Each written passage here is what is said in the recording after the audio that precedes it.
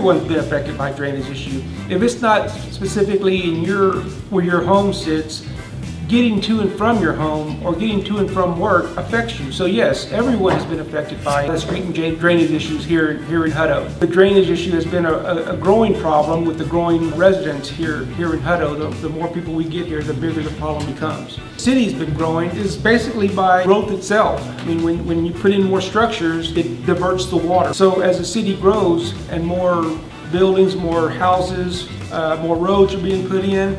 If the roads are not put in properly with proper drainage, then it becomes a greater issue. Yes, the streets are an issue in different aspects when it comes to drainage, when it comes to enlarging the city, when it comes to traffic thoroughfare. The scope of the project, actual bond project, is going to be a number of different layers. It's meeting growth demands, but it's also taking care of what we have, and that's something that we've been not in a position where we've been able to do that. We need to be able to go out and start maintaining our roads.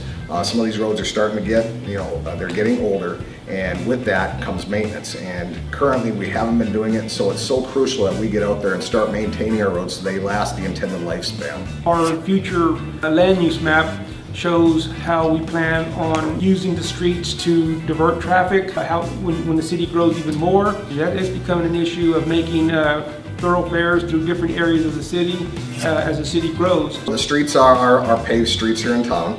The roads that we are driving to get around, to get to work, to get our kids to and from school. There's not one particular street that is exactly like the next street. They all require different levels of maintenance. It's very broad. I'm not an engineer, so the structure of a street, I can't explain that to you.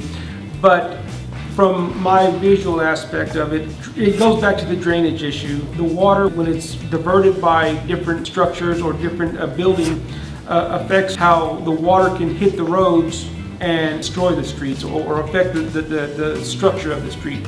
And that's just one aspect. Another aspect of the streets becoming an issue is the more Hutto grows, the bigger we need streets, or the wider we need streets, or the more avenues of streets in and out. The more that we grow, the more runoff we have. We're creating runoff. We have the fields around us, and that runoff is coming into our drainage ditches. And again, it's one of those things that we just have not been in a position as an organization to go out and maintain what we've had. And so you're starting to see that build up in our drainage ditches, and as that starts building on up, we start having more increased flooding issues with that. It's a big concern of the councils that the infrastructure and the road and the streets are maintained properly, so that when business prospects come to the city of Hutto, they can see, oh well, I mean, we have a nice infrastructure, we have nice roads. And that's really the exciting thing about this bond project, is that it's going to get us on out there and get us taking care of the things that we need to take care of so that we can preserve this community, that we're keeping the curb appeal in this community up, and we're able to attract development to this community. Infrastructure is a great concern to all the council members, including myself. I'm not an engineer, but the increased traffic and the drainage both damage, wear and tear on the roads, and if we don't keep them up, sometimes they're going to degrade and fail. Short term, yes, there will be residents affected while we're doing projects, but again, that's very short term. Long term solution is that we are utilizing their tax dollars properly, that we're effectively maintaining our infrastructure and improving the longevity of our streets and our drainage ways. The way I think it would affect business owners or business prospects is if there's no infrastructure, if it's a flooded area or an area that continues to flood,